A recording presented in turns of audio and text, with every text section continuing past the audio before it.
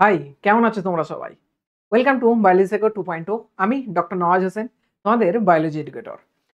Class 11 এর second semester fully ফ্রিতে পড়ানো হবে বায়োলজি সেকো 2.0 তে।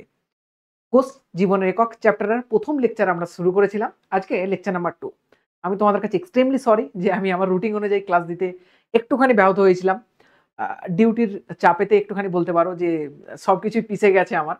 যাই হোক, সেটা তো তোমাদেরকে গল্প শোনানোর নয়। তোমাদের আসল যেটা কাজ তোমাদেরকে লেকচার দেওয়ার, তোমাদেরকে বেস্ট থেকে বেস্ট পড়ানোর, যাতে তোমরা ম্যাক্সিমাম টু ম্যাক্সিমাম স্কোর করতে পারো।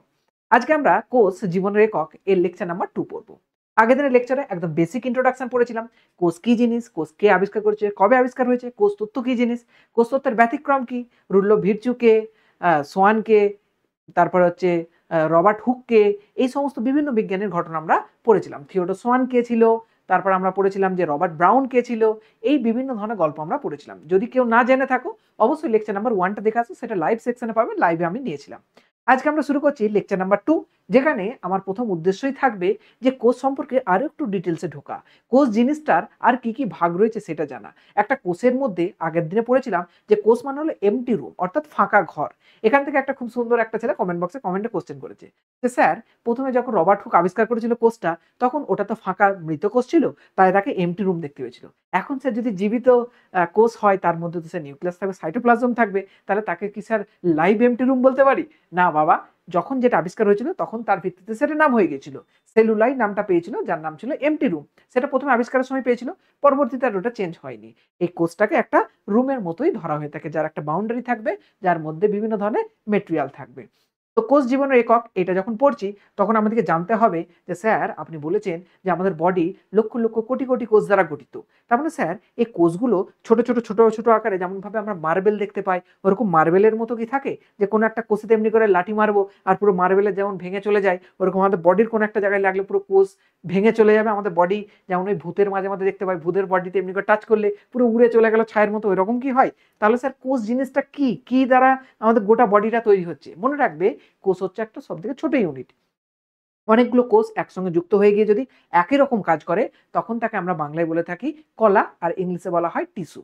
তারপরে ওই কলা বা টিস্যুগুলো যখন মিলিত হয়ে একটা বড় ধরনের অঙ্গ গঠন করে, যেমন আমাদের চোখ, যেমন আমাদের জিভ, যেমন আমার হাত, যেমন আমার বুকের ভিতরে আছে হৃদয় বা যাকে বলা হৃৎপিণ্ড, বুকের ভিতরে আছে লাংস বা ফুসফুস, এই সমস্তগুলোকে বলা হয় অঙ্গ। তার মানে কি পেলাম? প্রথমে ছোট ছোট কোষ, কোষ যদি যুক্ত হয়ে একই রকম কাজ করে তাকে বলা হয় টিস্যু বা কলা। টিস্যু বা কলা যদি অনেকগুলো একসঙ্গে যুক্ত হয় এবং একটা অঙ্গের মতো কাজ করে, তখন তাকে বলা হয়, মানে একটা পার্টিকুলার কাজ করে, তখন তাকে বলা হয় অঙ্গ। আর অনেকগুলো অঙ্গ মিলে যদি একটা কাজ সম্পন্ন করা হয়, তাকে বলা হয় অর্গান সিস্টেম। এর বেশি ডিটেলসে, অর্গান সিস্টেমটির ডিটেলসে আমরা হিউম্যান ফিজিওলজির যে পার্টগুলো আছে তোমাদের সেমিস্টার 2 তে, সেখানে গিয়ে জানবো। সেমিস্টার 1 এখন আমরা পড়ছি, সেমিস্টার 1 এতে এই কোষ সম্পর্কে যতটুকু জানার দরকার ততটুকু আমি জানালাম। এই দেখো, একটা তোমাদের জন্য ছোট্ট করে সুন্দর ছবি এঁকেছি। দেখো, প্রথমে হচ্ছে সেল। সেল মানে কি পড়লাম? সেল মানে আমরা জানি কোষ। তারপর হচ্ছে টিস্যু। টিস্যু মানে বাংলায় কি বলা হয়? কলা। তারপর হচ্ছে অর্গান। অর্গান মানে কি বলা হয়? অঙ্গ। আর অর্গান সিস্টেম মানে কি? অঙ্গতন্ত্র। তাহলে দেখো, এটা হচ্ছে ধরো একটা ছোট্ট সেল। এই সেল মিলে ধরো একটা তৈরি করেছে টিস্যু। এই সেলটা কিসের সেল বা এই টিস্যুটা কি? এটা হচ্ছে পেশি। এই পেশি সম্পর্কেও আমরা জানবো। এটা হচ্ছে সেল, এটা পেশি তৈরি করেছে, যে অনেকগুলো সেল মিলিত হয়ে তৈরি করেছে। এই পেশিটা হার্টের মধ্যে, অর্থাৎ আমাদের হৃদয়ের মধ্যে রয়েছে এবং হার্টটাকে গঠন করেছে। তাহলে এটা হলো একটা অর্গান। এটা কি? আমাদের হার্ট, অর্থাৎ হৃৎপিণ্ড।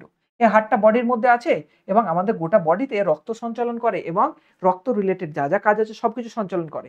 তাই শুধুমাত্র হার্ট নয়, হার্টের মধ্যে বিভিন্ন ধরনের ভেন আছে, আর্টারি আছে, ভেনিউলস আছে। এই সমস্ত নিয়ে টোটাল যে সিস্টেমটা তৈরি হচ্ছে তাকে বলা হয় অর্গান সিস্টেম। তাহলে এই যে জিনিসটা ছিল, এটা একদম বেসিক জিনিস। এটা আমরা স্ট্রাকচারাল অর্গানাইজেশন যখন পড়বো, তখন এই চ্যাপ্টারটাও গিয়ে ডিটেলসে এটা জানবো, কোনো টেনশনের কারণ নেই। এরপর আমরা যাই, আমাদের যেটা সব থেকে মূল লক্ষ্য, সেটা হচ্ছে কোষের ভিতরে কি থাকে বা কোষ কত ধরনের হতে পারে, কোষের সাইজ কতটা হতে পারে, কোষের আকার কেমন হতে পারে, কোষের আয়তন কেমন হতে পারে, এটা নিয়ে আজকে আমরা পড়াশোনা করবো। দেখো, প্রথম লাইনেই কি লেখা আছে? বলছে এক প্রকার কোষ অন্য প্রকার কোষ থেকে আয়তন, আকার এবং কার্যাবলীতে পৃথক প্রকৃতির হতে পারে, বিভিন্ন প্রকৃতির হতে পারে।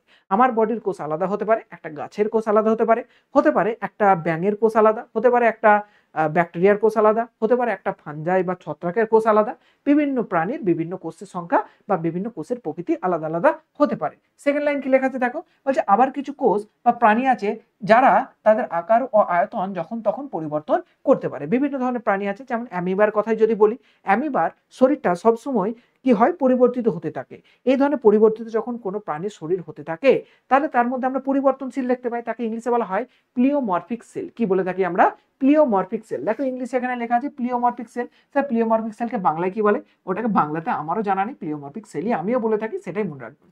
তাহলে এই প্রকার পরিবর্তনশীল কোষগুলোকে আমরা বলি প্লিওমরফিক সেল। বোঝা গেছে? প্লিওমরফিক সেল আমরা কার উদাহরণ পাচ্ছি? আমরা একটা কমন উদাহরণ, সেটা কি না অ্যামিবা। অ্যামিবা জেনারেলি আমরা দেখেছি বিভিন্ন ধরনের এরকম ধরনের স্ট্রাকচার হয়ে থাকে। অ্যামিবা দেখেছো হয়তো এরকম ধরনের স্ট্রাকচার হয়ে থাকে, এককোষী একটা প্রাণী। অ্যামিবা কার মধ্যে আসবে? প্রোটোজোয়ার মধ্যে আসবে। যখন আমরা প্রাণীর রাজ্য পড়বো তখন সেখানে গিয়ে এগুলোকে ডিসকাস করবো, ডিটেলসে ডিসকাস করবো, কোনো টেনশন নেই। দেখো কি লেখা আছে, অ্যামিবা তার ক্ষণপদের অবস্থানে পরিবর্তন ঘটিয়ে দেহের আকার বা আয়তনের পরিবর্তন ঘটাতে পারে। ঠিক এইরকমই জিনিস একটা আমাদের বডিতে সেল আছে, সেও কিন্তু এরকম ধরনের অ্যামিবার মতোই চলন দেখায়, তাকে বলে অ্যামিবয়েড মুভমেন্ট। কোথায় পড়বো আমরা? আমরা যখন দেহ সংবহনতন্ত্র যখন পড়বো, দেহ তরল এবং সংবহনতন্ত্র, সেখানে গিয়ে আমরা পড়বো। সেই কোষটার নাম কি? তার নাম হলো ডব্লিউবিসি। একে বাংলায় বলা হয় শ্বেত রক্তকণিকা। শ্বেত রক্তকণিকা নামটা কোথা থেকে এসেছে? এখান থেকেই, হোয়াইট ব্লাড সেল। তাকে বাংলায় কি বলা হয়? শ্বেত রক্তকণিকা। হোয়াইটকে বাংলায় বলা হয় শ্বেত, আর রক্ত ব্লাডকে বলা হয় রক্ত, আর সেলকে বলা হয় কণিকা। তাহলে এই অ্যামিবার মতোই ডব্লিউবিসিও কি করে? আকার এবং আয়তন পরিবর্তন করে। ক্লিয়ার হয়ে গেছে? তাহলে তাই অ্যামিবা এবং ডব্লিউবিসি কে প্লিওমরফিক কোষের উদাহরণ হিসেবে আমরা ধরে থাকি। তাহলে আমাদের বডির মধ্যে ডব্লিউবিসি রক্তের মধ্য দিয়ে ঘুরে বেড়ায় এবং ও ঠিক অ্যামিবার মতোই বিভিন্ন ধরনের নিজের শেপ চেঞ্জ করতে পারে। তাই অ্যামিবা এবং ডব্লিউবিসি কে আমরা কি বলে থাকি? প্লিওমরফিক সেল। ক্লিয়ার হয়ে গেছে? হচ্ছে অধিকাংশ ক্ষেত্রে কোষগুলির আকার ও আয়তন অপরিবর্তনীয় থাকে, অর্থাৎ বিভিন্ন ধরনের যত উন্নত প্রাণী যেমন আমাদেরই, ডব্লিউবিসি ছাড়া বাকি যে কোষগুলো আছে তাদের মধ্যে কিন্তু এই ধরনের পরিবর্তন জেনারেলি দেখা যায় না, তারা অপরিবর্তনীয় থাকে। যেমন কথার জন্য বলছি, আমার যে ঘাড় এই কপালের যে সেলগুলো রয়েছে এরা কোনো রকম কোনো পরিবর্তনশীল নয়।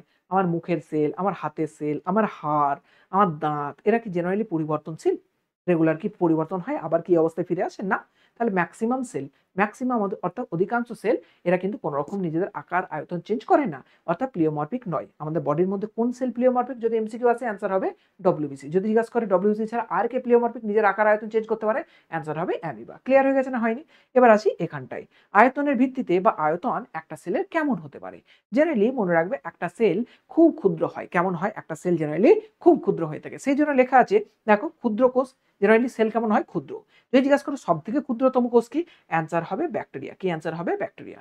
তোমরা যদি নিটের ক্লাসে আমার থাকো, সেখানে আমি যখন সেল পড়াবো তখন দেখতে পাবে যে ব্যাকটেরিয়ার সাইজ কেমন হয়, মাইক্রোপ্লাজমার সাইজ কেমন হয়, পিপিএল এর সাইজ কেমন হয়, যেগুলো সব ওরই ভ্যারিয়েন্ট, তো ওদের সাইজ কেমন হয় সেগুলো নিয়ে ডিসকাস করি।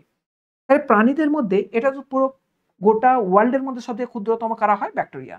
স্পেসিফিক্যালি নাম বললে মাইক্রোপ্লাজমা সবথেকে ক্ষুদ্র হয়। প্রাণীদেহের সবথেকে ক্ষুদ্রতম একক কি? শুক্রাণু। এবং বৃহত্তম কি? ডিম্বাণু। যখন হিউম্যান রিপ্রোডাকশন চ্যাপ্টারটা তোমাদের ক্লাস 12 আমি পড়াবো, যদি আমার কাছে পড়ো, আমার পড়া যদি দেখতে পাও, বা যদি তোমরা ইউটিউবের মতো ফলো করো, সেখানেও আমি বলেছি ফার্স্ট লেকচারে হিউম্যান রিপ্রোডাকশনের যে প্রাণীদের মধ্যে সবথেকে ক্ষুদ্রতম কোষ কি, তার নাম হলো শুক্রাণু, যেটা পুরুষের দেহে তৈরি হয়, আর এই বৃহত্তম কোষ হলো ডিম্বাণু, যেটা মহিলার দেহে তৈরি হয়। তাহলে এই শুক্রাণু এবং ডিম্বাণু দুটো মিলিত হয়ে আমরা তৈরি হয় মানুষ। যখন আমরা ক্লাস 11 থেকে 12 উঠবো, তখন যখন হিউম্যান রিপ্রোডাকশন পড়বো, তখন এই যে শব্দটা বললাম এই শব্দটার মানে বুঝতে পারবো। কিন্তু তোমরা মুখস্থ রাখো যে মানুষের দেহে সবথেকে ক্ষুদ্রতম কোষ হলো শুক্রাণু, আর বৃহত্তম কোষ হলো কি? ডিম্বাণু। ক্লিয়ার হয়ে গেছে না হয়নি? তাহলে বৃহত্তম শুক্রাণু, বৃহত্তম, ক্ষুদ্রতম সব পড়েছি। এবার পড়বো যে পৃথিবীর মধ্যে সব থেকে বৃহত্তম কোষ কোনটা, যেটাকে আমরা খালি চোখে দেখতে পাই। সেটা হলো উট পাখির ডিম, যাকে ইংলিশে কি বলা হয়? অস্ট্রিচ। অস্ট্রিচ কি বলা হয়? অস্ট্রিচ। তাহলে উট পাখিকে কি বলা হয়? অস্ট্রিচ। তার যে ডিমটা হয়ে থাকে সেটা হলো বৃহত্তম কোষ। ক্লিয়ার হয়ে গেছে না হয়নি? এবার প্রশ্ন যদি আসে, এই যে বৃহত্তম মানে সাইজে বড়, দীর্ঘতম মানে লম্বায় বড়, দীর্ঘতম কোষ কি হতে পারে? পাট বা শন এর যে কোষ থাকে স্ক্লেরেনকাইমা, সেটা দীর্ঘতম হয়ে থাকে, অর্থাৎ লম্বায় সব থেকে বড়। আর বৃহত্তম সব থেকে কি হয়ে থাকে? উট পাখির ডিম। আর যদি জিজ্ঞাসা করে যে দীর্ঘতম প্রাণীদের দেহে কি হয়ে থাকে, প্রাণীদের দেহে কি হয়ে থাকে, তাহলে অ্যান্সার হবে নিউরন, অর্থাৎ স্নায়ুকোষ। নিউরন মানে কি আমাদের বলো এটা? স্নায়ুকোষ। ক্লিয়ার হয়ে গেছে? স্নায়ুকোষ হলো সব থেকে দীর্ঘতম। কার ক্ষেত্রে? প্রাণীদের ক্ষেত্রে। প্রাণীদের ক্ষেত্রে সব থেকে দীর্ঘতম কোষের নাম কি? বলো নিউরন বা স্নায়ুকোষ। ক্লিয়ার হয়ে গেছে এই পেজটা পর্যন্ত? আই থিঙ্ক তোমাদের কোনো রকম কিছু ডাউট নেই। যদি ডাউট থাকে তাহলে কমেন্ট বক্সে লিখতে পারো। এটা তো প্রিমিয়ার যাচ্ছে, আমি তোমাদের কমেন্ট বক্সের কমেন্ট দেখে চেষ্টা করবো আমার ফাঁকা সময় তো তোমাদের কমেন্টগুলোর অ্যান্সার করে দেবার বা তোমাদের ডাউটগুলো ক্লিয়ার করে দেবার। এতটা পর্যন্ত আই থিঙ্ক বুঝতে পেরেছো। আমি একটু সরে যাচ্ছি, দেখে নাও জিনিসপত্র। আই থিঙ্ক দেখতে পেয়েছো। তোমরা কিন্তু আমাদের অ্যাপ বায়োলজি সেকো 2.0 কিছুদিনের মধ্যে অ্যাভেলেবেল হয়ে যাবে, সেখান থেকে কিন্তু ডাউনলোড করতে পারো। পুরোপুরি লিঙ্ক ডিসক্রিপশন বক্সে পেয়ে যাবে। ক্লিয়ার হয়ে গেছে? চলো, এত পর্যন্ত যখন পড়া হয়ে গেছে, এবার একটুখানি কোষ অঙ্গাণু কোনটা সবথেকে ক্ষুদ্রতম কোনটা বৃহত্তম সেটা জেনে নিই। আমাদের একটা কোষের মধ্যে আমি বলেছিলাম যে বিভিন্ন ধরনের ছোট ছোট ছোট ছোট অঙ্গাণু থাকে। যেহেতু কোষের মধ্যে এই অঙ্গাণুগুলো থাকে, তাই এদেরকে বলা হয় কোষ অঙ্গাণু। কোষের অঙ্গ তাকে বলা হয় কোষ অঙ্গাণু। এরকম ভাবে মনে রাখতে পারো। সবথেকে ক্ষুদ্রতম কোষ অঙ্গাণু নাম হলো রাইবোজোম। কি নাম? রাইবোজোম। এই রাইবোজোম এমন একটা কোষ অঙ্গাণু যে সমস্ত ধরনের প্রাণীতে পাওয়া যায়। উন্নত প্রাণী, অনুন্নত প্রাণী, যে কোনো ধরনের প্রাণীতে রাইবোজোম কিন্তু উপস্থিত থাকবেই। তাহলে মনে রাখবে রাইবোজোম হলো সব থেকে ক্ষুদ্রতম কোষ অঙ্গাণু। সেই জন্য এখানে লেখা আছে, দেখো, ক্ষুদ্রতম কোষ অঙ্গাণুর নাম কি? রাইবোজোম। প্রশ্ন যদি হয়, স্যার ক্ষুদ্রতম তো জেনে নিয়েছি, বৃহত্তম যদি কোশ্চেন আসে তাহলে কি আনসার হবে? মনে রাখবে প্রাণীদের ক্ষেত্রে, প্রাণী অর্থাৎ মানুষ, আমরা, ঘোড়া, ছাগল, গাধা, এই সমস্ত প্রাণীদের ক্ষেত্রে সব থেকে বৃহত্তম কোষ অঙ্গাণুর নাম হলো মাইটোকন্ড্রিয়া। কি না? মাইটোকন্ড্রিয়া। প্রশ্ন হবে, স্যার মাইটোকন্ড্রিয়া তো উদ্ভিদেও থাকে, তাহলে কি স্যার উদ্ভিদের বৃহত্তম কোষাঙ্গাণু মাইটোকন্ড্রিয়া? না। মনে রাখবে উদ্ভিদের মধ্যে মাইটোকন্ড্রিয়া ছাড়া আর একটা কোষাঙ্গাণু এক্সট্রা থাকে, যেটা প্রাণীদের থাকে না, তার নাম হলো প্লাস্টিড। কি নাম? প্লাস্টিড। এই প্লাস্টিডের একটা উদাহরণ হলো আমাদের ক্লোরোপ্লাস্ট। কি উদাহরণ? ক্লোরোপ্লাস্ট। বুঝতে পেরেছো? প্রাণীদেহে এই ক্লোরোপ্লাস্ট কিন্তু প্রাণীদেহে অনুপস্থিত থাকে। কোথায়? উদ্ভিদদেহ। তাহলে এই প্লাস্টিড হচ্ছে উদ্ভিদের সব থেকে বৃহত্তম কোষাঙ্গাণু, আর প্রাণীদের সব থেকে বৃহত্তম কোষাঙ্গাণুর নাম কি? মাইটোকন্ড্রিয়া। ক্লিয়ার হয়ে গেছে না? হয়নি? এবার যদি কোশ্চেন হয়, স্যার ভ্যাকুওল তো আমরা শুনেছি একটা কোষে 70 থেকে 80% পর্যন্ত পুরোপুরি ঘিরে থাকে, তাহলে ওটা কি বৃহত্তম নয়? ওটাকে বাদ দিয়ে আমরা বলি যদি মেন কোনো রকম কোষাঙ্গাণু থাকে সেটা হলো প্লাস্টিড বৃহত্তম, আর প্রাণীদের ক্ষেত্রে হলো মাইটোকন্ড্রিয়া। কিছু কিছু জায়গায় ভ্যাকুওল যদি অ্যান্সার থাকে, তোরা ভ্যাকুওল অ্যান্সার মারতে পারো। কেন? ভ্যাকুওলই একটা প্রাণীর একটা উদ্ভিদ কোষের ম্যাক্সিমাম অংশটাকে ঘিরে থাকে। প্রায় 70 থেকে 90% পর্যন্ত একটা উদ্ভিদ কোষের ঘিরে থাকতে পারে। ক্লিয়ার হয়ে গেছে? তাহলে প্লাস্টিক যদি কোনো জায়গায় অপশন না পাও, তাহলে অ্যান্সার করবে ভ্যাকুওল। ক্লিয়ার হয়ে গেছে? চলো, ম্যাক্সিমাম আয়তন সব থেকে বেশি। এরপর আমরা যাই যে প্রোটোপ্লাজম এবং নিউক্লিয়াস জিনিসটা কি। আমরা আগের দিনে পড়েছিলাম যে কোষ পর্দা হচ্ছে চারপাশের বাউন্ডারি, আর একটা কোষ পর্দার বাইরে থাকতে পারে, তাকে বলা হয় কোষ প্রাচীর। কোষ পর্দা এবং কোষ প্রাচীর আমরা নেক্সট লেকচারে গিয়ে পড়বো। মনে রাখবে এই বাউন্ডারিটাকে বলা হয় কোষ পর্দা। কোষ পর্দার ভিতরে যে জিনিসটা থাকে তার পুরোটাকে বলা হয় প্রোটোপ্লাজম। আগের দিনে তোমাদেরকে আমি পড়ানোর সময় বলেছিলাম না যে প্রোটোপ্লাজমে দুটো জিনিস থাকে, একটা হলো সাইটোপ্লাজম আর একটা হলো নিউক্লিয়াস। ধরো কথার জন্য বলছি, এটা একটা সেল। এই সেলের মধ্যে এখানে ধরো dot dot dot dot dot dot তরল পদার্থ আছে, এই ডটগুলোকে ধরো তরল, এটাকে বলে সাইটোপ্লাজম। আর এই সাইটোপ্লাজমের মধ্যে ছোট্ট এরকম একটা অঙ্গাণু আছে, তার নাম হলো নিউক্লিয়াস। তার নাম কি? নিউক্লিয়াস। তাহলে এই নিউক্লিয়াস এবং সাইটোপ্লাজম পুরো জিনিসটাকে মিলিয়ে আমরা কি বলে থাকি? প্রোটোপ্লাজম। কি বলে থাকি আমরা? প্রোটোপ্লাজম। ক্লিয়ার হয়ে গেছে? আই থিঙ্ক তোমাদের এখানটা পর্যন্ত কোনো রকম কোনো ডাউট নেই। কোষ পর্দা সম্পর্কে আমরা ডিটেলসে পুরোপুরি কালকে পড়বো, এবং কোষ প্রাচীর সম্পর্কে পরের দিন যে লেকচার আমরা করব সেখানে গিয়েই আমরা পড়বো। ক্লিয়ার হয়ে গেছে? তাহলে কোষ পর্দা বা সেল মেমব্রেন কি করে? একটা কোষকে সম্পূর্ণভাবে বাইরে থেকে বেষ্টন করে থাকে বা ঘিরে থাকে। এই কোষ পর্দা প্রত্যেকটা প্রাণীতে পাওয়া যাবে। যে কোনো ধরনের প্রাণী যারা কোষ দ্বারা গঠিত, তাদের সবারই কোষ পর্দা আমরা পাবোই। তাহলে প্রশ্ন হবে, স্যার কোষ পর্দা তো পাবো, কোষ প্রাচীর কি সবার দেহে পাবো? না। আগের দিনেই বলেছিলাম যে কোষ প্রাচীর প্রাণী দেহে একদমই পাবে না। কোথায় কোথায় পাবে? উদ্ভিদে পেতে পারো, প্রোটিস্টাতে পেতে পারো, ব্যাকটেরিয়াতে পেতে পারো, আর কিছু কিছু ফাঞ্জাই বা ছত্রাকে পেতে পারো, আর কিছু কিছু প্রোটিস্টাতে পাবে। তাহলে 4টে জায়গাতে পেতে পারো। উদ্ভিদে পাবে, ব্যাকটেরিয়াতে পাবে, ফাঞ্জাই বা ছত্রাকে পাবে, আর প্রোটিস্টা কিছু কিছু আছে তাদের মধ্যে পাবে। আমরা যখন এগুলো নিয়ে সব পড়বো প্ল্যান্ট কিংডম, তখন সেখানে গিয়ে এগুলো মুখস্থ করে নেবো যে কোন প্রকৃতির কোথায় কি জিনিস থাকে।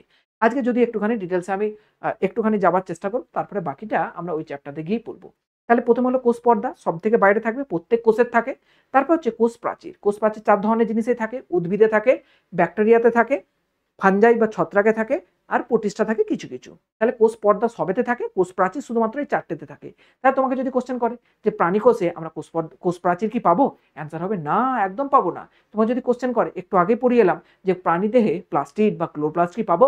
তোমার অ্যান্সার হবে না স্যার, একদম পাবো না। তাহলে উদ্ভিদে স্যার এত এক্সট্রা জিনিস আছে, প্রাণীর দেহে কি এমন কিছু এক্সট্রা জিনিস নেই যেটা উদ্ভিদে অনুপস্থিত? ইয়েস, একদমই অনুপস্থিত আছে। একটা জিনিসের নাম হলো সেন্ট্রোজোম। কি নাম? সেন্ট্রোজোম, যেটা শুধুমাত্র মানুষের থাকে, উদ্ভিদের কিন্তু কোনো রকম সেন্ট্রোজোম থাকে না। স্যার সেন্ট্রোজোমের কাজ কি? এরপরে যখন চ্যাপ্টারটা পড়বো কোষ বিভাজন, তখন সেখানে কি সেটা ডিটেলসে পড়বো। তাহলে আলটিমেট কি পড়লাম? কোষ পর্দা প্রত্যেক কোষের চারপাশে থাকে, কোষ প্রাচীর 4 ধরনের যে কিংডম আছে তাকে সেখানে দেখতে পাই, এবং এর ভিতরে যে জিনিসটা পেয়ে যাবো সেটা হলো প্রোটোপ্লাজম। প্রোটোপ্লাজমে স্যার কি থাকে? আমি বললাম প্রথমে তরল পদার্থ থাকে সাইটোপ্লাজম, আর তার ভিতরে একটা কোষ অঙ্গাণু থাকে, তার নাম হলো নিউক্লিয়াস। তাহলে কি লেখা আছে একটুখানি পড়ি দেখো। বলছে কোষ পর্দা দ্বারা বেষ্টিত থাকে। উদ্ভিদের ক্ষেত্রে কোষ পর্দাকে ঘিরে কোষ প্রাচীরও বর্তমান থাকে। শুধু কি উদ্ভিদ? না স্যার, উদ্ভিদ ছাড়া ছত্রাকেও থাকতে পারে, ব্যাকটেরিয়াতেও থাকতে পারে, প্রোটিস্টাতেও থাকতে পারে কিছু কিছু। বলছে কোষের অভ্যন্তরে তরল পদার্থকে আমরা কি বলি? প্রোটোপ্লাজম। শুধুমাত্র তরল কি? না, একটা নিউক্লিয়াসও থাকে তার মধ্যে। এই প্রোটোপ্লাজমের দুটো অংশ, একটা কি সাইটোপ্লাজম আর একটা হলো নিউক্লিয়াস। এটা থেকে কিন্তু ইম্পর্টেন্ট একটা এমসিকিউ তোমাদের ফার্স্ট সেমিস্টার আসতে পারে। যদি অ্যান্সার না করতে পারো তাহলে নিশ্চয়ই বুঝবে যে আমার লেকচারটা ভালো করে শোনোনি বা আমার লেকচারটা দেখোইনি। তাহলে মনে রাখবে প্রোটোপ্লাজমের মধ্যে দুটো জিনিস থাকে, একটা সাইটোপ্লাজম আর একটা হলো নিউক্লিয়াস। আবার কোষীয় অঙ্গাণু থাকে এর মধ্যে, যেমন মাইটোকন্ড্রিয়া, ক্লোরোপ্লাস্ট, রাইবোজোম ইত্যাদি সাইটোপ্লাজমে নিহিত থাকে। কোষের বিভিন্ন অংশ ও গঠনকে নিম্নোক্ত ছকে দেখানো হয়েছে, এখানে দেখতে পাচ্ছ। দেখো, আগের দিনে আমি এই ছকটা ড্র করেছিলাম না তোমাদের জন্য, যে সব থেকে বহিস্থ আবরক থাকে দুটো প্রকার হতে পারে, কোষ পর্দা আর কোষ প্রাচীর। কোষ পর্দা সব কোষে থাকে, কোষ প্রাচীর সবার থাকে না। কার কার থাকে? উদ্ভিদে থাকে, প্রোক্যারিওট ব্যাকটেরিয়াতে থাকতে পারে, প্রোটিস্টাতে থাকতে পারে এবং ছত্রাকে থাকতে পারে। আর কোষ পর্দা প্রত্যেক থাকে, প্রত্যেক প্রাণী কোষ হোক, যেই কোষই হোক, যারা কোষ দ্বারা গঠিত যে সমস্ত জিনিস, তাদের কিন্তু কোষ পর্দা পাবো। তারপর হচ্ছে প্রোটোপ্লাজম, দুটো অংশ, একটা হলো নিউক্লিয়াস আর একটা হলো সাইটোপ্লাজম। এই নিউক্লিয়াস সাইটোপ্লাজমের মধ্যেই, এই সাইটোপ্লাজমের মধ্যেই ভাসতে থাকে বেশ কিছু কোষ অঙ্গাণু। তার মধ্যে ইম্পর্টেন্ট কয়েকটা নাম লেখা আছে, মাইটোকন্ড্রিয়া, ক্লোরোপ্লাস্ট এবং রাইবোজোম। এছাড়াও বিভিন্ন ধরনের আছে যাদেরকে আমি আগের দিনে ভাগ করে বলেছিলাম, যে কিছু আছে পর্দাবিহীন, যাদের পর্দা থাকে না, আর কিছু আছে যাদের একটা পর্দা থাকে, যাকে বলে একক পর্দা বেষ্টিত, কিছু আছে যারা দুটো পর্দা বেষ্টিত। তো এই ধরনের বিভিন্ন জিনিসপত্র কিন্তু রয়েছে। ক্লিয়ার হয়ে গেছে? এবার আমরা আসি সেকেন্ড যে কনসেপ্ট আমাদের লাগবে, সেটা হচ্ছে প্রোক্যারিওটিক কোষ। একটা কোষ জেনারেলি তার উৎপত্তি অনুযায়ী দু ধরনের হয়ে থাকে। একটা হলো প্রোক্যারিওটিক কোষ অর্থাৎ খুব আদি কোষ, আর একটা হলো ইউক্যারিওটিক কোষ অর্থাৎ নতুন ধরনের কোষ। প্রোক্যারিওটিক কোষ শুধুমাত্র আমরা যে কিংডমে দেখতে পাই তাকে বলে কিংডম মোনেরা বা ব্যাকটেরিয়ার কিংডম। ক্লিয়ার হয়ে গেছে না হয়নি? তাহলে প্রোক্যারিওটিক কোষ খুব পুরানো ধরনের কোষ। তাহলে মনে রাখবে, প ফর প্রোক্যারিওটিক, প ফর পুরানো, প ফর পুরানো। তার পুরানো কোষ, এর মধ্যে কি জিনিস এমন থাকে যেটা, এর মধ্যে কি এমন জিনিস থাকে না যেটা ইউক্যারিওটিক অর্থাৎ নতুন কোষে থাকে? মনে রাখবে, এই পুরানো কোষের মধ্যে কোনো রকম নিউক্লিয়াসের চারপাশের কোনো কভারিং থাকে না, অর্থাৎ নিউক্লিয়াসটা সুনির্দিষ্ট নয়। মানে নিউক্লিয়াস আমরা ভালো করে ওর মধ্যে দেখতেই পাবো না। ইউক্যারিওটিক কোষে পার্থক্য এটাই যে ওর মধ্যে সুনির্দিষ্ট নিউক্লিয়াসের একটা বাউন্ডারি থাকবে এবং নিউক্লিয়াস দেখতে পাবো। তার মানে স্যার আপনি বলতে চাইছেন এই যে প্রোক্যারিওটিক কোষ, এগুলো খুব পুরানো, একদম প্রথম দিকে যখন কোষ গঠিত হয়েছিল, প্রথম দিকে যখন প্রাণী গঠিত হয়েছিল তখন এরা গঠিত হয়েছিল? একদমই ঠিক। পৃথিবীর বুকে সব থেকে প্রথম প্রাণী যারা গঠিত হয়েছিল তারা হয়েছিল এই প্রোক্যারিওটিক কোষ। এই প্রোক্যারিওটিক স্যার কোষ লেখা আছে, এখানে তো জীব লেখা নেই, আপনি কেন বলছেন এরা প্রাণী? মনে রাখবে, এই প্রোক্যারিওটিক কোষ যাদের হয় এরাই এক একটা প্রাণী, অর্থাৎ একটা করে কোষ থাকবে এবং একটাই তারা প্রাণীই হবে, অর্থাৎ একটা কোষ মিলে একটা প্রাণী হবে। তার মানে স্যার এতদিন আমরা ছবি পড়েছি, এই যে ব্যাকটেরিয়া, এই যে ব্যাকটেরিয়া, এই যে এরকম কোভিডে আমরা ছবি দেখেছিলাম ভাইরাসের, যদি এটা ব্যাকটেরিয়াকে রিপ্রেজেন্ট করে না, ভাইরাসকে জেনারেলি দেখায়, তাও মনে রাখবে এই যে ব্যাকটেরিয়া, এই যে ব্যাকটেরিয়া, স্যার এটা টোটালটা তাহলে একটাই কোষ? হ্যাঁ। এটা তাহলে একটাই কোষ? হ্যাঁ। তাহলে স্যার আপনি বলছেন ব্যাকটেরিয়া একটাই কোষ, ব্যাকটেরিয়া কি তাহলে স্যার প্রোক্যারিওটিক? একদমই ঠিক। মনে রাখবে, এই প্রোক্যারিওটিক হলো ব্যাকটেরিয়াই। প্রোক্যারিওটিক মানে কি? ব্যাকটেরিয়াই। স্যার ব্যাকটেরিয়ার অপর একটা কি একটা কিংডমের নাম বললেন? মনে রাখবে কিংডম মোনেরা। কি নাম মনে রাখবে? কিংডম মোনেরা। এই কিংডম মোনেরার মধ্যে ম্যাক্সিমাম মেম্বার যারা থাকে তারা হলো এরা, অর্থাৎ কারা? এরা হলো ব্যাকটেরিয়া। তার মানে স্যার ব্যাকটেরিয়া প্রচুর পুরানো, অর্থাৎ বহু যুগ আগে কি তৈরি হয়েছিল? আমাদের থেকে আগে কি তৈরি হয়েছিল? হ্যাঁ, প্রচুর যুগ আগে। এরা পুরানো সেল, এরা পুরানো জীব, এরা পৃথিবী যখন তৈরি হয় তখনই তৈরি হয়েছিল। এরা খুব পুরানো। এদের মধ্যে কোন জিনিসটা উন্নত নয়? এদের মধ্যে নিউক্লিয়াসটা উন্নত নয়। স্যার এদের মধ্যে শুধুমাত্র নিউক্লিয়াসটা কি উন্নত নয়, বাকি কি সব উন্নত? না, এরা পুরো ন্যাংটো, একদম ন্যাংটো। মানে কি? উলঙ্গ, ঘুরে বেড়ায় না ছোটবেলায় বাচ্চারা, ওই যে ন্যাংটো বা উলঙ্গ বলি, তার মানে কি এই প্রোক্যারিওটিক সেল এরা তো নিউক্লিয়াসের দিক থেকে তো উলঙ্গ, নিউক্লিয়াসের চারপাশে কোনো কভারিং থাকে না, নিউক্লিয়াসের ঠিকঠাক বাউন্ডারি থাকে না।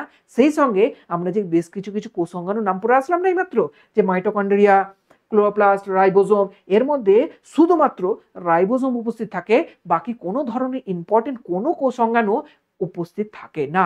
স্যার এর মধ্যে পর্দাবৃত যে কোষ অঙ্গাণুগুলো তারা কি থাকে না? না, একদম থাকে না। তাহলে তোমাকে যদি কোশ্চেন দেয় চারটে অপশন দিয়ে যে বলো তো প্রোক্যারিওটের মধ্যে কোনটা উপস্থিত, প্রথম অপশন দিল মাইটোকন্ড্রিয়া, সেকেন্ড দিল ক্লোরোপ্লাস্ট, তৃতীয় দিল নিউক্লিয়াস, 4 নম্বর দিল রাইবোজোম। তোমার অ্যান্সার কি হবে? রাইবোজোম। কারণ কি?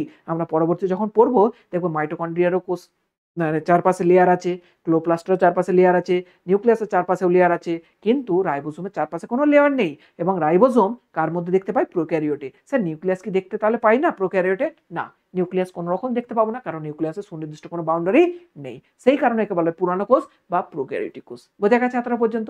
খুব ইজিলি যত কোশ্চেন এখান থেকে আসতে পারে আমি একবারে সামারাইজ করে দিলাম। এবার ধীরে ধীরে ধীরে ধীরে লাইন ধরে তোমাদেরকে পড়বো। ক্লিয়ার হয়ে গেছে? যারা একটু বেশি জ্ঞানী তারা নিশ্চয়ই জানো যে প্রোক্যারিওটিক কোষ খুব ক্ষুদ্র, চোখে দেখতে পায় না। আমাদের যদি ব্যাকটেরিয়া শরীরের মধ্যে ঢুকে যায়, ভাইরাস যদি ঢুকে যায়, কোনো ছোট ছোট প্রাণী যদি ঢুকে যায় যারা এককোষী, তাদেরকে আমরা খালি চোখে কি দেখতে পাই? দেখতে পাই না। তাদেরকে আমরা যে সাহায্যে দেখি বা যার সাহায্যে দেখি সেই ছবিটা হলো এটা। তার নাম কি? মাইক্রোস্কোপ। আগের দিন এই ছবিটা তোমাদের দেখাতে ভুলে গেছিলাম না, যে কোষ আবিষ্কার বা কোষের গবেষণা সবকিছু মাইক্রোস্কোপের সাহায্যে হয়ে থাকে। এই মাইক্রোস্কোপের এখানেতে একটা স্লাইড দিয়ে দিতে হয় ওই প্রাণীটাকে নিয়ে, বিভিন্ন ধরনের কালচার হয়, ভবিষ্যতে যখন বড় হবে তখন জানবে। মনে রাখবে এখানে চোখ রাখলে তুমি এখানে কি প্রাণী আছে, ওই ছোট্ট প্রাণী যেটাকে খালি চোখে দেখতে পাও না, এর মধ্যে ম্যাগনিফাইং গ্লাস থাকে এবং সেটাকে তুমি পরিষ্কারভাবে দেখতে পাবে। ক্লিয়ার হয়ে গেছে না হয়নি এতটা পর্যন্ত? কোনো রকম যদি ডাউট থাকে তোমরা কিন্তু কমেন্ট বক্সে জানতে পারো। আর যদি ক্লাস ভালো লাগে তাহলে একবার অবশ্যই এটা কিন্তু কমেন্ট করবে। বাংলায় উঠবে এবার স্টেথোস্কোপের ঝড়। এটা যত কমেন্ট বক্সে থাকবে তত আমারও ক্লাস নেবার ঝড়টা কিন্তু তোমাদের জন্য উঠবে। তোমাদের জন্য তবেই পুরোপুরি সিলেবাস কমপ্লিট করার, আমার এত ডিউটির মাঝখানে, এত চাপের মাঝখানে, বুঝতে পারছো ডাক্তারিতে কতটা চাপ থাকে হসপিটালের মধ্যে, সেই চাপের মাঝখানে তোমাদেরকে ডাক্তার করার যে আমার ইচ্ছাটা থাকবে সেটা কিন্তু আরো জ্বলন্ত হবে তোমরা যদি কি করো, এটাকে যদি কমেন্ট বক্সে লেখো যে এবার উঠবে বাংলায় স্টেথোস্কোপের ঝড়। বুঝতে পেরেছো? এই ঝড়ের শব্দটা যদি তোমাদের কমেন্ট বক্সে আমি দেখতে পাই তাহলে কিন্তু আবারও বায়োলজির ক্লাসে ঝড় উঠবে। দেখো এবার গঠনগত বৈশিষ্ট্য লেখা আছে, কি জিনিস অলরেডি তোমাদেরকে বলেছি সেগুলোকে একটুখানি বলি। বলছে এই প্রকার কোষে সুগঠিত কোনো নিউক্লিয়াস থাকে না। তাহলে তোমাদেরকে প্রথমেই মনে রাখতে হবে যে প্রোক্যারিওটিক মানে পুরানো কোষ, এদের কোনো রকম নিউক্লিয়াস আমরা পাই না। বলছে কোনো নিউক্লিয় পর্দা, নিউক্লিওলাস, নিউক্লিয় জালিকাও থাকে না। স্যার এই শব্দগুলো কি? এই শব্দগুলো আপাতত জেনে লাভ নেই। এই শব্দগুলো যখন আমি নিউক্লিয়াস ডিটেলসে পড়াবো তখন সেখানে বলবো, তখন এই শব্দটা বুঝতে পেরে যাবে। বলছে কোনো পর্দা বেষ্টিত কোষীয় অঙ্গাণু থাকে না। বোঝা গেছে? ক্লিয়ার হয়ে গেছে না হয়নি? এটা বিশাল ইম্পর্টেন্ট একটা এমসিকিউ, বিশাল বিশাল। যখন তোমাদের পরীক্ষায় কোশ্চেন পড়বে তখন আমার কথা মনে পড়বে, বিশাল ইম্পর্টেন্ট একটা এমসিকিউ। বলছে এদের নিউক্লিয়াইড জেনেটিক পদার্থ হিসেবে ডিএনএ থাকলেও তাতে হিস্টোন প্রোটিনে আবরণ থাকে না। ডিএনএ প্রোটিনের মধ্যে হিস্টোন প্রোটিন থাকে। ক্লাস 12 যখন মলিকুলার জেনেটিক্স পড়াবো তখন জানবে। আমাদের বডির মধ্যে ডিএনএ থাকে প্রত্যেক কোষের মধ্যে। আমাদের কোষ খুব ক্ষুদ্র, চোখে দেখতে পায় না, কিন্তু আমাদের কোষের মধ্যে যে ডিএনএ থাকে তার মোটামুটি লেন্থ 2 মিটার। 2 মিটার মানে কতটা বুঝতে পারছো? এই 2 মিটার এই ছোট্ট কোষের মধ্যে যে ঢোকে, একে ভালো করে প্যাক করে ঢোকাতে হয়। তো একে প্যাক করার জন্য যে দড়ি দিয়ে বেঁধে ভালো করে প্যাক করে ঢোকানো হয় তার নাম হলো হিস্টোন প্রোটিন। এই হিস্টোন প্রোটিনটা ব্যাকটেরিয়ার ক্ষেত্রে কিন্তু থাকে না, বাকি উন্নত সমস্ত প্রাণীর ক্ষেত্রেই কম বেশি থাকে। তাহলে মনে রাখবে যে এর ক্ষেত্রে শুধুমাত্র জেনেটিক ম্যাটেরিয়াল হিসেবে ডিএনএ থাকতে পারে অথবা আরএনএ থাকতে পারে। এখানে শুধু ডিএনএ লেখা আছে, ডিএনএ না, শুধুমাত্র ডিএনএ অথবা আরএনএ, দুটোর মধ্যে যে কোনো একটা থাকবে, হয় ডিএনএ না হলে আরএনএ। স্যার ডিএনএ আরএনএ কি জিনিস? কোনো চিন্তার বিষয় নেই, এরপরে যখন চ্যাপ্টারটা পড়বো জীবজ অণু তখন সেখানে ডিএনএ আরএনএর ফুল ডিটেলস আলোচনা করব, কোনো টেনশন নিতে হবে না। তারপরে আমরা যখন ক্লাস 12 পড়বো সেখানে আরো ডিটেলসে পড়াশোনা করব। তাহলে মনে রাখবে এটাই। তাই এদেরকে জেনেটিক পদার্থকে বলা হয় নগ্ন বা ন্যাকেড। যেহেতু ডিএনএটা কোনো রকম কোনো জিনিস দিয়ে ঘেরা থাকে না, কোনোভাবে প্রোটেকশন থাকে না, তাই এই ডিএনএটাকে আমরা কি বলি? জেনেটিক পদার্থকে কি বলি? নগ্ন বা ন্যাকেড। ক্লিয়ার হয়ে গেছে? ব্যাকটেরিয়া, নীলব সবুজ শৈবাল যাকে বলা হয় অ্যানাবিনা নস্টকজার উদাহরণ, মাইক্রোপ্লাজমা ইত্যাদি কোষ প্রোক্যারিওটিক কোষের উদাহরণ। তাহলে তোমাদেরকে যদি জিজ্ঞাসা করে যে প্রোক্যারিওটিক কোষের উদাহরণ কি শুধু ব্যাকটেরিয়া, তোমাদের অ্যান্সার হবে না। ব্যাকটেরিয়া ছাড়াও আমরা কি দেখতে পাই? মাইক্রোপ্লাজমা। আর কি দেখতে পাই? নীলাভ সবুজ শৈবাল। নামে লেখা আছে শৈবাল, কিন্তু এটা আসলে একটা ব্যাকটেরিয়া। এটা আসলে একটা কি? ব্যাকটেরিয়া। এটা আসলে কি? একটা ব্যাকটেরিয়া। একে বলা হয় নীলাভ সবুজ সালফার অর্থাৎ ব্লু গ্রিন অ্যালগি। একে বলা হয় ব্যাকটেরিয়া। কেমন ধরনের ব্যাকটেরিয়া? একে বলা হয় সায়ানো ব্যাকটেরিয়া। কি বলা হয়? Cyano bacteria. ক্লিয়ার হয়ে গেছে? একে কি বলা হয়? Cyano bacteria. তাহলে নীলব সবুজ শৈবাল নাম থাকলেও শৈবাল এ কিন্তু একটা ব্যাকটেরিয়া। ক্লিয়ার হয়ে গেছে না হয়নি? এটাই হয়ে গেল তোমাদের মোটামুটি প্রোক্যারিওট সম্পর্কে ফুল ডিটেলসের একটা লেকচার। স্যার এই প্রোক্যারিওটস বা ব্যাকটেরিয়া সম্পর্কে আরও তো বহু কিছু গল্প শুনেছি, সেগুলো নিয়ে কি বলবেন না? অল্প অল্প কিছু জিনিস বলছি, কিন্তু এর ম্যাক্সিমাম অংশটা তোমরা পড়বে কোথায়? তোমাদেরকে আমি কোথায় পড়াবো? এটা আমি পড়াবো যখন তোমাদেরকে বায়োলজিক্যাল ক্লাসিফিকেশন পড়াবো সেখানে গিয়ে। ক্লিয়ার হয়ে গেছে? এবার দেখো নেক্সট ওয়ার্ডে চলে আসি। প্রোক্যারিওটের আরও বিভিন্ন বৈশিষ্ট্য আছে। এবার মনে রাখবে যে এর আকার কেমন হয়, এর আয়তন কেমন হয়, এর আর কি কি বৈশিষ্ট্য। এক এক করে বেশ কিছু পয়েন্ট লেখা আছে, বই ধরেই আমি বলছি, সেই অনুযায়ী বলি। দেখো কোষের আয়তন। আমি বললাম এইমাত্র প্রোক্যারিওটিক বা এককোষী এরা কোষ হয়, এদের কোষগুলো খুবই ক্ষুদ্র, খুবই ছোট হয়ে থাকে। যত কোষ পৃথিবীর বুকে আছে সব থেকে ক্ষুদ্রতম এদের কোষগুলো জেনারেলি হয়। বলছে প্রোক্যারিওটিক কোষের গড় ব্যাস হলো 0.5 থেকে 1 মাইক্রোমিটার এবং ইউক্যারিওটের তুলনায় অত্যন্ত ক্ষুদ্র। অর্থাৎ ইউক্যারিওট মানে আমরা যারা উন্নত কোষ দ্বারা গঠিত, আর প্রোক্যারিওট মানে যারা অনুন্নত অর্থাৎ যারা প্রচুর আদি কোষ দ্বারা গঠিত। এটাকে সামারাইজ আমি একটু পরে করব, প্রোক্যারিওট কি জিনিস, ইউক্যারিওট কি জিনিস। তারপর যে কোষের সংখ্যা, এরা সাধারণত কেমন হয়, এককোষী। আমি একটু আগে বললাম না, প্রোক্যারিওটিক কোষ আর প্রোক্যারিওটিক প্রাণী দুটোই সেম জিনিস। কারণ কি, প্রোক্যারিওটিক কোষ হলো একটাই হবে, প্রোক্যারিওটিক প্রাণী যারা গঠিত হয় তারাও একটাই কোষ দ্বারা গঠিত হয়। তারপর হচ্ছে কোষ বিভাজন। বলছে বেশিরভাগ ক্ষেত্রে দ্বিবিভাজন প্রকৃতির হয়ে থাকে। অর্থাৎ ধরো কতর জন্য বলছি, এটা একটা ব্যাকটেরিয়া, এর দুটো বিভাজিত হয়ে দুটো এরকম করে ব্যাকটেরিয়া গঠন করলো, তাহলে দ্বিবিভাজন হলো। কি হলো? দ্বিবিভাজন। বলছে কোষ বিভাজনে মেটাফেজ মাকু বা স্পিন্ডাল তৈরি করে থাকে। তাহলে কোষ বিভাজন কেমন প্রকৃতির হয়ে থাকে? দ্বিবিভাজন। এটাও তোমরা যদি ক্লাস 11 এ এনসিইআরটি খোঁজো সেখানেও কিন্তু দেখতে পাবে যে ফিশন পদ্ধতিতে কি হয়ে থাকে না, কোষ বিভাজন হয়ে থাকে। কার ক্ষেত্রে? ব্যাকটেরিয়ার ক্ষেত্রে। তারপর হচ্ছে কোষীয় অঙ্গাণু। বলছে কোষীয় অঙ্গাণু অত্যন্ত কম থাকে, এরা পর্দাবেষ্টিত বা দ্বিপর্দাবেষ্টিত একদমই নয়। তাহলে পর্দাবেষ্টিত কম থাকে মানে কি থাকে? একমাত্র থাকে, মনে রাখবে, রাইবোসোম। কি থাকে? রাইবোসোম। যখন আমরা রাইবোসোম পড়বো সেখানে ডিটেলস আলোচনা করব কেমন প্রকৃতির রাইবোসোম থাকে বা কি ধরনের। তোমরা পড়েছো 70s প্রকৃতির রাইবোসোম থাকে, তাহলে 70s কি জিনিস, 80s কি জিনিস, যখন রাইবোসোম পড়াবো তখন ক্লিয়ার হয়ে যাবে। তারপর হচ্ছে কোষ প্রাচীর। আমি কিছুক্ষণ আগে বললাম যে কোষ পর্দার চারপাশে প্রোটেকশনের জন্য আর একটা জিনিস থাকতে পারে, তাকে বলা হয় কোষ প্রাচীর। এই কোষ প্রাচীর উদ্ভিদে থাকে, ব্যাকটেরিয়ায় থাকে, ছত্রাকে থাকে, বেশ কিছু প্রোটিস্টায় থাকে। তার মানে এখানে সেকেন্ড পয়েন্টে কি বলেছিলাম, ব্যাকটেরিয়া বা প্রোক্যারিওট। তাহলে এদের মধ্যে কোষ প্রাচীর পাবো না? একদম পাবো। বলছে দৃঢ় কোষ প্রাচীর প্রধানত মিউরিন থাকলেও অ্যামাইনো অ্যাসিড সহ পলিস্যাকারাইড বর্তমান থাকে। এদের ভিতরের দিকে থাকে কোষ পর্দা। তাহলে কোষ প্রাচীরের ভিতরে তো কোষ পর্দা থাকবেই, মনে রাখবে। তাহলে কোষ প্রাচীর থাকে না? থাকে। তাহলে এটা ইম্পর্টেন্ট এমসিকিউ। কেমন ধরনের থাকে? মিউরিন গঠিত। কেমন গঠিত? মিউরিন। মনে থাকে যেন। তারপর হচ্ছে জেনেটিক পদার্থ। জেনেটিক পদার্থ কি জিনিস ক্লাস 12 এ গিয়ে পুরো ডিটেলসে জানবে, এখন জাস্ট হালকা শোনো। জেনেটিক পদার্থ হলো সেই জিনিসটা যেটা আমাদের বাবা মায়ের কাছ থেকে তাদের বৈশিষ্ট্য আমাদের মধ্যে সঞ্চারণ করেছে। আমাদের থেকে বৈশিষ্ট্য আমাদের যারা ছোট মানে বাচ্চা হবে ভবিষ্যতে, তাদের মধ্যে আমাদের বৈশিষ্ট্যকে সঞ্চার করবে। যে জিনিসটা সঞ্চার করবে তাকে বলা হয় জেনেটিক পদার্থ। একইভাবে ব্যাকটেরিয়া আজকে আছে, তার কালকে বাচ্চা হলে তার মধ্যে যে বৈশিষ্ট্য সঞ্চার করবে, যে জিনিসটা নিয়ে যাবে, তাকে বলা হয় জেনেটিক পদার্থ। জেনেটিক পদার্থ দু প্রকার হয়, উন্নত প্রাণীদের ডিএনএ এবং আরএনএ। কিন্তু এই যারা অনুন্নত, এদের ক্ষেত্রে জেনেটিক পদার্থ হিসেবে হয় ডিএনএ থাকবে অথবা আরএনএ থাকবে। ক্লিয়ার হয়ে গেছে? তাহলে এদের জেনেটিক পদার্থ হলো বৃহত্তর বৃত্তাকার ডিএনএ হতে পারে বা আরএনএও হতে পারে। ক্লিয়ার হয়ে গেছে?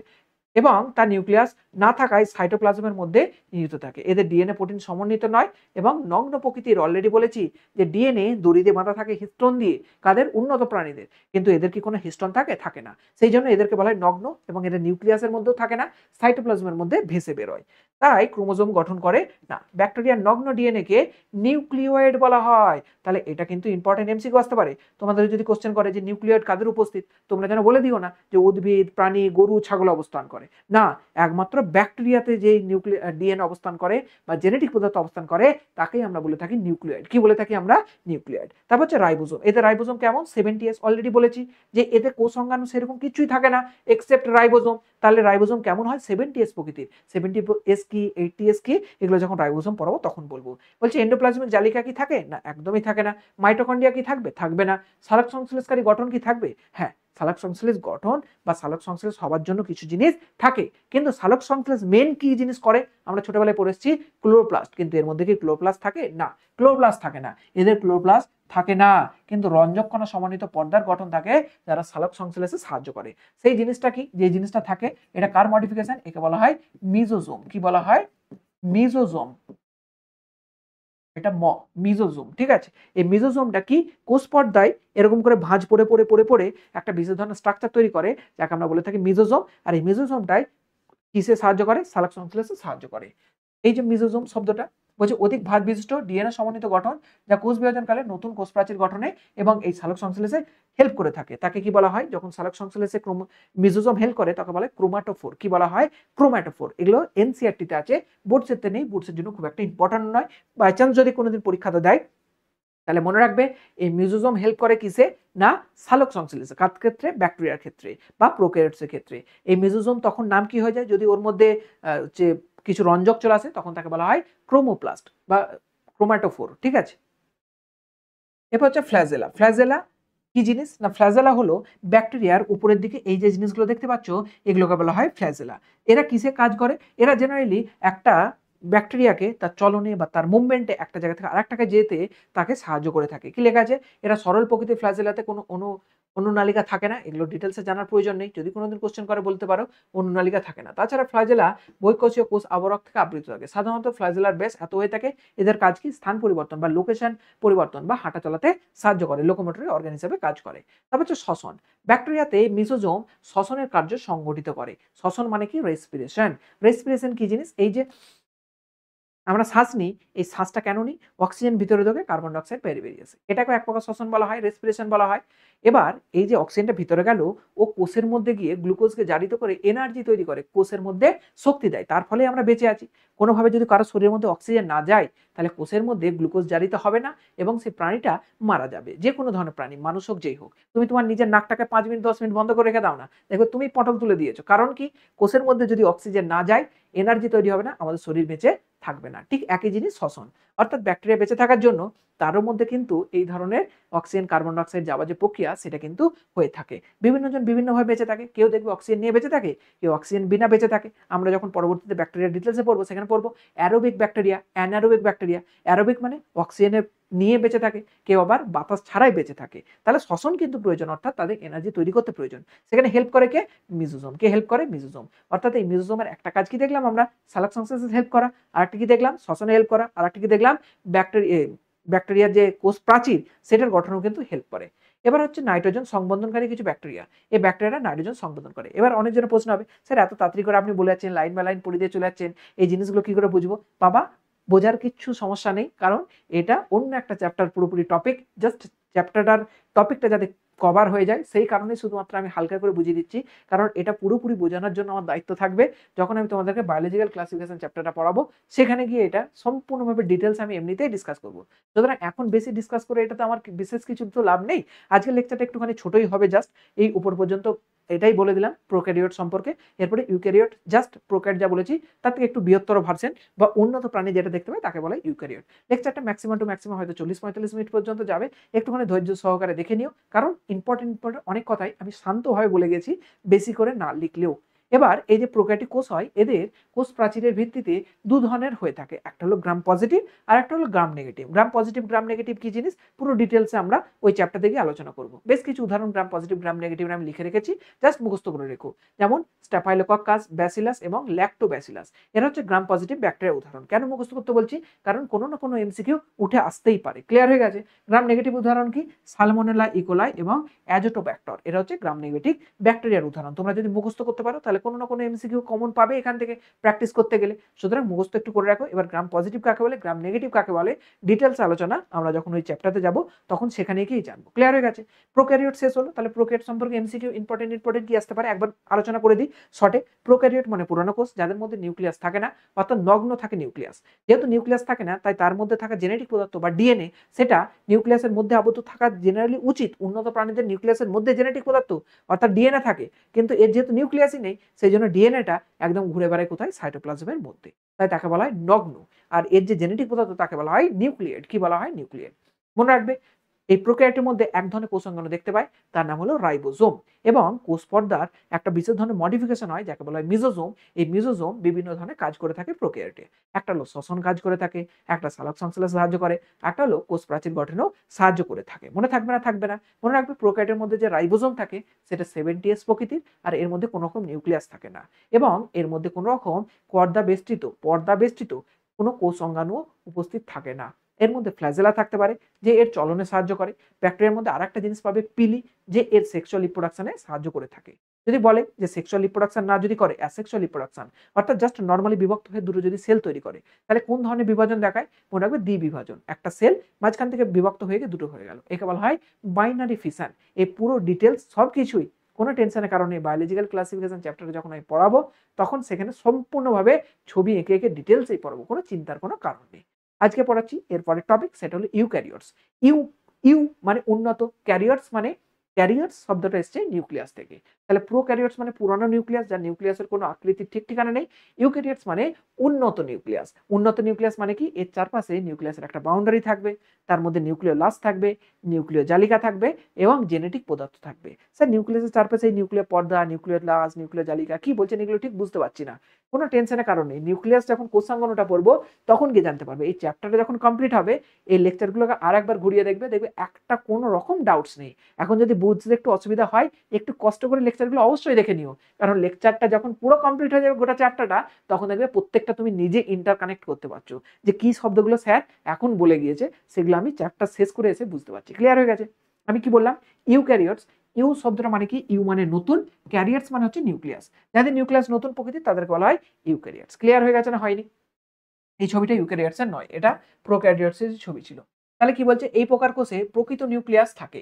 ইউ মানে কি? ট্রু অর্থাৎ প্রকৃত, ক্যারিয়ার্স মানে হলো নিউক্লিয়াস। তাহলে এদের মধ্যে নিউক্লিয়াসটা আসল থাকে। এই ইউক্যারিওট প্রাণী কারা? ওই প্রোক্যারিওট বা মোনেরা গোষ্ঠী ছাড়া বাকি যত পড়ে আছে সবাই হলো ইউক্যারিওটস। ক্লিয়ার হয়ে গেছে না হয়নি? প্রোক্যারিওটসে কি দেখেছিলাম? একটা কোষ থেকে একটাই প্রাণী, অর্থাৎ প্রাণীগুলো এক কোষই হয়। ইউক্যারিওটসে কি তাহলে স্যার মাল্টিপল কোষ, অনেকগুলো কোষ দ্বারা প্রাণী গঠিত হয়? যেমন আপনি বললেন মানুষ লক্ষ লক্ষ কোটি কোটি কোষ দ্বারা গঠিত, এরকম না। কিছু ইউক্যারিওটস প্রাণী আছে যাদের মধ্যে একটা কোষও থাকতে পারে, তারাও কিন্তু ইউক্যারিওটিক প্রাণী। যাদের মধ্যে ইউক্যারিওটিক কোষ থাকে তাদেরকে আমরা বলি ইউক্যারিওটিক প্রাণী।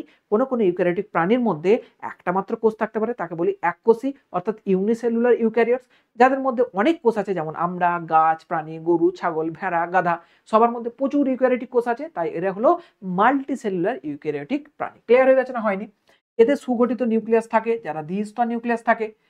কি জিনিস ডিটেলসে নিউক্লিয়াস যখন পড়াবো তখনই বুঝতে পেরে যাবে। এছাড়া নিউক্লিয়াসে নিউক্লিয় জালিকা, নিউক্লিওলাস, নিউক্লিওপ্লাজম উপস্থিত থাকে। এদের জেনেটিক পদার্থ ডিএনএ নগ্ন নয়, মনে রাখবে প্রোক্যারিওটে নগ্ন। হিস্টোন প্রোটিন দ্বারা আবৃত নিউক্লিওলাস নিউক্লিওজোম গঠন করে এবং সুনির্দিষ্ট ক্রোমোজোম আবদ্ধ থাকে। এই জিনিসগুলো ডিটেলস যখন আমরা জীবযৌন পড়াবো তখন আরেকটু ডিটেলস আমি তোমাদেরকে ভালো করে বোঝাবো। ওই যে ইউক্যারিওটিক কোষ প্রকৃতপক্ষে প্রোক্যারিওটিক কোষ থেকে উৎপত্তি লাভ করেছে। তাহলে আমি তোমাদেরকে প্রথমে বলেছি না যে প্রোক্যারিওটিক কোষ হলো সব থেকে পুরানো, সব থেকে আগে তৈরি হয়েছে। তাহলে যে কোনো কোষ এখন যতই ডেভেলপ করুক না কেন সবাই আলটিমেটলি ডেভেলপ হতে থেকে হয়েছে প্রোক্যারিওট কোষ থেকেই হয়েছে। বলছে ছত্রাক, উন্নত উদ্ভিদ, প্রাণী এরা সকলেই কি ইউক্যারিওটিক কোষ। তাহলে ইউক্যারিওটিকের মধ্যে আমরা চারটে কিংডম দেখতে পাই। কটা কিংডম? চারটে। এক নাম্বার আমাদের তো জানা প্রাণী, 2 নাম্বার হচ্ছে উদ্ভিদ, 3 নাম্বার হচ্ছে ছত্রাক বা যাকে ইংলিশে বলা হয় তাকে ফাঞ্জাই, আর একটা হলো প্রোটিস্টা, আর একটা কি বাংলায় ইংলিশে প্রোটিস্টাই। ক্লিয়ার হয়ে গেছে? তাহলে চারটে আমরা দেখতে পাই, তারা কার মধ্যে? ইউক্যারিওট। এই জিনিসগুলো স্যার কোথা থেকে জানবো? আপনি কোথা থেকে জানলেন? এই জিনিসগুলো বায়োলজি এই ক্লাসিফিকেশন যখন পড়বো, বায়োলজিক্যাল ক্লাসিফিকেশন, সেখানে গিয়ে পুরোপুরি ডিটেলস আলোচনা করবো। বায়োলজি শেখা 2.0 আমি ডক্টর নওয়াজ হোসেন তোমার সঙ্গে আছি, কোনো টেনশনের কারণ নেই, পুরোপুরি সেখানে গিয়ে ডিটেলসে জানবো। ইউক্যারিওটিক কোষের কোষীয় অঙ্গাণুগুলি নির্দিষ্ট পর্দাবেষ্টিত থাকে। এই প্রকার মধ্যে মাইটোকন্ড্রিয়া, ক্লোরোপ্লাস্ট, এন্ডোপ্লাজমিক রেটিকুলাম সবকিছু কিন্তু আমরা দেখতে পাই। কার মধ্যে দেখতে পাই? এই ধরনের উন্নত প্রাণী যারা ইউক্যারিওটিক তাদের মধ্যে কিন্তু কোষ অঙ্গাণু আমরা লক্ষ্য করতে পারি। ক্লিয়ার হয়ে গেছে না হয়নি? এত পর্যন্ত যদি কোনো রকম কোনো ডাউট থাকে অবশ্যই কমেন্ট বক্সে কমেন্ট করে জানাতে পারো। আর একটা জিনিস কোনোদিন ভুলবে না কমেন্ট বক্সে আমার লেখা, সেটা হচ্ছে এই শব্দটা। কোন শব্দটা বলো? এবার বাংলায় উঠবে স্টেথোস্কোপের ঝড়। ক্লিয়ার হয়ে গেছে না হয়নি? চলো, এটা যদি লেকচার ভালো লেগে থাকে অবশ্যই কিন্তু কমেন্ট বক্সে একবার লিখবেই। এবার হচ্ছে ইউক্যারিওটিক কোষের বেশ কিছু বৈশিষ্ট্য, যেমন আমরা প্রোক্যারিওটে পড়েছিলাম ঠিক একইভাবে। যে প্রোক্যারিওটে পড়েছিলাম যে কোষের আয়তন কেমন হয়, আমরা পড়েছিলাম খুব ক্ষুদ্র। ইউক্যারিওটিক কোষ তুলনামূলকভাবে একটু বড় হয়ে থাকে। কত হয়ে থাকে দেখো? 10 থেকে 100 মাইক্রোমিটার। ওখানে আমরা প্রোক্যারিওটের ক্ষেত্রে কত পড়েছিলাম? 0.5 থেকে 1 মাইক্রোমিটার। দেখো তার থেকে 10 থেকে 100 গুণ বেশি বড় হয়ে থাকে কি? ইউক্যারিওটিক কোষ। বেশিরভাগ ক্ষেত্রে আয়তনের দিক থেকে প্রোক্যারিওটিক কোষের তুলনায় প্রায় 1000 থেকে 10,000 গুণ পর্যন্ত বড় হতে পারে কি? ইউক্যারিওটিক কোষের সংখ্যা আমি বললাম জেনারেলি এরা বহুকোষী হয়ে থাকে, মানে আমরা, প্রাণী, উদ্ভিদ বা ছত্রাক সবাই ম্যাক্সিমাম বহুকোষী হয়ে থাকে, কিন্তু কিছু কিছু আছে যারা এককোষী হয়ে থাকে, যেমন অ্যান্সার কি? প্রোটিস্টা। এবার মনে রাখবে যেটাই ব্যতিক্রম সেটাই হচ্ছে তোমাদের এমসিকিউ এর কোশ্চেন। তাহলে তোমাদের কোশ্চেন করবে যে এমন একটা ইউক্যারিওটিক প্রাণীর নাম বলো যারা এককোষী হয়ে থাকে, তোমাদের অ্যান্সার হবে প্রোটিস্টা। কি অ্যান্সার হবে? প্রোটিস্টা। এই প্রোটিস্টার মধ্যে কি আসবে? প্রোটোজোয়া। প্রোটোজোয়ার উদাহরণ কি? অ্যামিবা, প্যারামেসিয়াম, ইউগ্লিনা, এরা সবাই এককোষী হলেও এরা কিন্তু ইউক্যারিওটস। এই যে কোষের সংখ্যা অনুযায়ী যেটা বললাম এটা কিন্তু এমসিকিউ আমি পাশে লিখে রেখে দিচ্ছি, খুব ইম্পর্টেন্ট। তোমরা যখন খাতায় নোটস করবে অবশ্যই কিন্তু এটাকে হেভি স্টার মার্ক লাগিয়ে রাখবে যে ইউক্যারিওটিক প্রাণী এরা জেনারেলি বহুকোষী হয়ে থাকে, যেমন প্রাণী, মানুষ, উদ্ভিদ আরো যারা আছে ম্যাক্সিমাম, কিন্তু এককোষীয় ইউক্যারিওট হতে পারে, যেমন অ্যান্সার কি? প্রোটিস্টা। প্রোটিস্টার উদাহরণ কি? প্রোটোজোয়া। উদাহরণ কি কি আসবে? অ্যামিবা, প্যারামেসিয়াম, ইউগ্লিনা, এগুলো সব আসবে। কোষ বিভাজন মাইটোসিস প্রক্রিয়া হতে পারে, মিওসিস হতে পারে, উভয় প্রকার হতে পারে। তোমাদের যখন পরবর্তী চ্যাপ্টার আমরা কোষ বিভাজন পড়বো তখন সেখানে গিয়ে মাইটোসিস মিওসিসের পুরো ডিটেলস পড়বো, কখন মাইটোসিস হয়, কখন মিওসিস হয়, কাদের মাইটোসিস হয়, কাদের মিওসিস হয়, কোন ক্ষেত্রে দেখতে পাই, কোন ধরনের কোষে দেখতে পাই, সবকিছু ডিটেলস পড়বো, তখন পুরোটাই তোমাদের ক্লিয়ার হয়ে যাবে। অনেক জিনিসপত্র এখানে লেখা আছে যেগুলো অন্যান্য চ্যাপ্টার সঙ্গে ইন্টারলিঙ্ক, অর্থাৎ যখন অন্য চ্যাপ্টার পড়বো তখন এগুলো আপনা আপনি কমপ্লিট হয়ে যাবে। পুরো সিলেবাস যখন কমপ্লিট হবে দেখবে পুরোপুরি তোমরা সবকিছু বুঝতে পেরে গেছো। এবার হচ্ছে কোষীয় অঙ্গাণু, মানে কি? কোষের মধ্যে থাকা অঙ্গাণু। আমি বলেছিলাম এটা একটা কোষ হলে এর মধ্যে ছোট ছোট অনেক অঙ্গাণু থাকে, সেগুলো থাকবে না থাকবে না? হ্যাঁ, বহুকোষীয় অঙ্গাণু প্রোটোপ্লাজমে বিন্যস্ত থাকে। এরা সাধারণত পর্দা বেষ্টিত। তাহলে অ্যান্সার হবে স্যার পর্দাবিহীন। আপনি যে বললেন রাইবোজোম বা সেন্ট্রোজোম, এরা কি এখানে উপস্থিত থাকে না থাকে না? অবশ্যই থাকবে। এরা এখানে থাকবে না তো কোথায় থাকবে? নিউক্লিয়াস, মাইটোকন্ড্রিয়া, ক্লোরোপ্লাস্ট আবার দ্বিপর্দা বেষ্টিত হয়ে থাকে, মনে থাকবে। এবার হচ্ছে কোষ প্রাচীর। আমি কি বললাম? কোষ প্রাচীর কাদের থাকবে? সবুজ উদ্ভিদে থাকবে, ছত্রাকে থাকবে, ব্যাকটেরিয়াতে থাকবে এবং কিছু কিছু প্রোটিস্টায় থাকবে। এখানে তো ব্যাকটেরিয়া আসবে না, কারণ এটা ইউক্যারিওটের কথা বলছি। ব্যাকটেরিয়া প্রোক্যারিওটের মধ্যে ছিল, তাহলে ইউক্যারিওটের মধ্যে কাদের কাদের কোষ প্রাচীর দেখতে পাবো? উদ্ভিদ, ছত্রাক এবং প্রোটিস্টা। তাহলে প্রশ্ন হবে যে প্রাণীদের ক্ষেত্রে কি কোষ প্রাচীর দেখতে পাবো? অ্যান্সার হবে একদমই না। সবুজ উদ্ভিদ এবং ছত্রাকে পলিস্যাকারাইড সমন্বিত দৃঢ় কোষ প্রাচীর লক্ষ্য করতে পারি। একটু আগে পড়ে এলাম না যে ব্যাকটেরিয়ার ক্ষেত্রে কেমন দেখতে পাই আমরা? মিউরিন দেখতে পাই। ক্লিয়ার হয়ে গেছে? সাধারণত সবুজ উদ্ভিদে কোষ প্রাচীর দৃঢ়তা প্রদানকারী সেলুলোজ এবং ছত্রাকে কোষ প্রাচীর দৃঢ়তা প্রদানকারী কি থাকে? কাইটিন। এই দুটো খুব ইম্পর্টেন্ট। জিজ্ঞাসা করবে যে প্রাণী দেহে কোষ প্রাচীর থাকে না, ঠিক আছে, বলতো উদ্ভিদ দিয়ে কোষ প্রাচীর কে গঠন করে? অ্যান্সার তখন হবে কি? সেলুলোজ। কি অ্যান্সার হবে? সেলুলোজ। জিজ্ঞেস করবে যে বলতো ছত্রাকে কোষ প্রাচীরকে গঠন করে? অ্যান্সার হবে কাইটিন। জিজ্ঞেস করবে যে বলতো ব্যাকটেরিয়ার ক্ষেত্রে কোষ প্রাচীরকে গঠন করে? তখন তোমরা অ্যান্সার দিবে পেপটাইডোগ্লাইকেন, ঠিক আছে, বা মিউরিন থাকে। ক্লিয়ার হয়ে গেছে না হয়নি?